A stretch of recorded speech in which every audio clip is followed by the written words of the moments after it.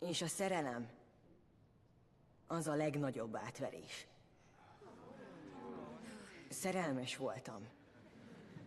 Tudom, viccesnek tartják, mert csak 13 éves vagyok. De mindegy, az voltam.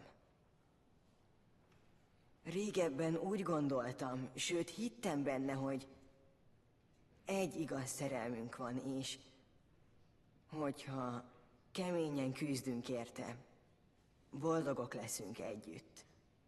Ez tetszett nekem, amikor kisebb voltam, de rájöttem, hogy nem így működik. Csak a mesében létezik az örök szerelem. Hagyd abba!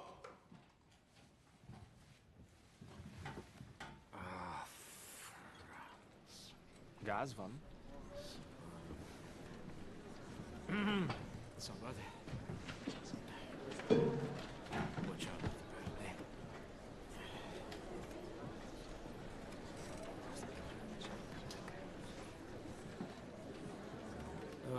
Szűzanyám, szűzanyám, szűzanyám. Megőrültél? Nem inkább te?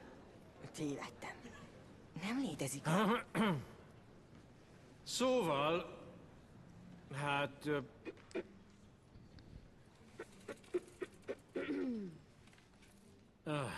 Szóval, az a helyzet, hogy a fiam beszéden nagyon szar volt. És ez nem vicc. Egyébként nem tudom, mi lett volna a vége, de abban egyetérthetünk, hogy nem a happy end irányába haladt. A fiam, nem ő a normális fiam, szóval ő a romantikus udvarlás híve. Hisz abban, hogy mindenki megtalálja az igazit.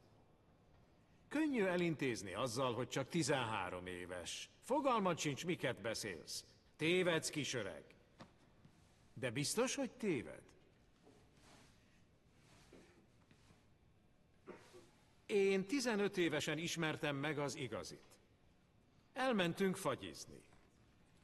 Persze apa amolyan apásan rögtön cikizett, hogy elkezdtem csajozni. És mondtam neki, hogy készüljön fel, mert rengeteg barátnőm lesz még, rengeteg randi.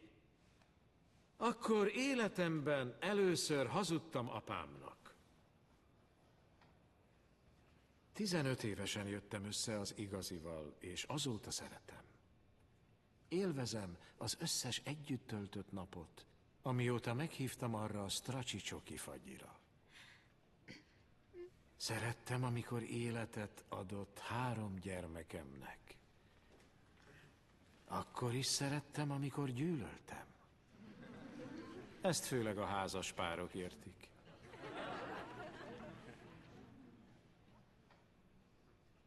Nem tudom, mi lesz a vége. Nem tudom megjósolni. Ne haragudj, nem ígérhetem meg. Azt viszont megígérhetem, hogy soha nem adom fel.